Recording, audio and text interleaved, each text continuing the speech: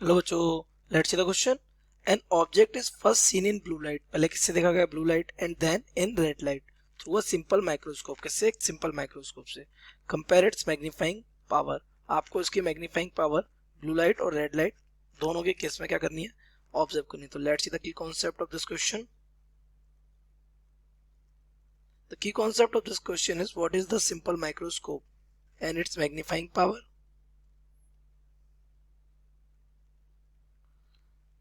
तो आपको पता होना चाहिए कि ये कुछ नहीं होता है, सिंपली अ कॉन्वेक्स लेंस। और इसकी फोकल लेंथ कैसी होती है?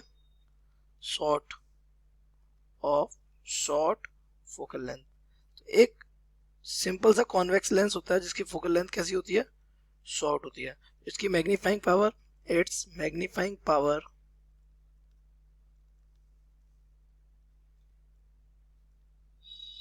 इन नॉर्मल एडजस्टमेंट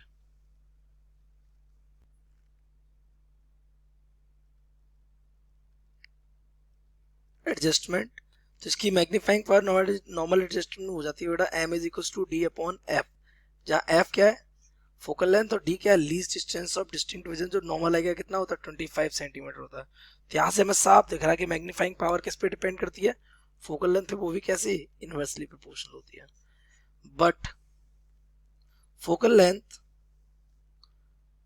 अब आप जो मैग्नीफाइंग पावर है बेटा, वो फोकल लेंथ पर कैसे इनवर्सली डिपेंड करे? फोकल लेंथ अगर कांस्टेंट होगी तो मैग्नीफाइंग पावर कांस्टेंट होगी, अगर फोकल लेंथ चेंज होगी तो मैग्नीफाइंग पावर क्या हो जाएगी? चेंज। तो फोकल लेंथ किस पे डिपेंड करती है? तो focal length of a lens depends on the refractive index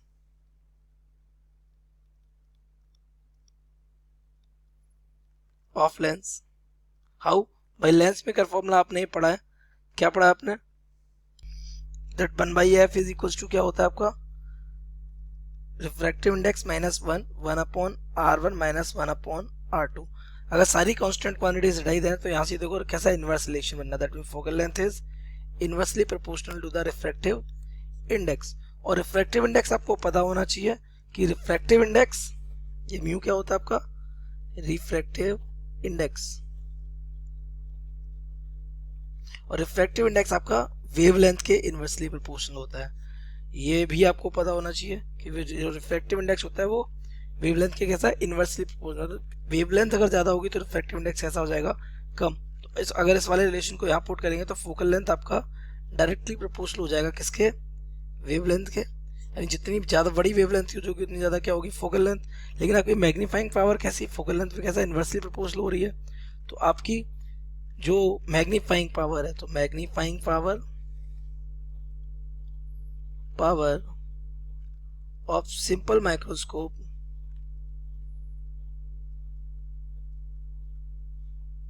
तो ये वेवलेंथ पे कैसे डिपेंड कर जाएगी? इनवर्सली।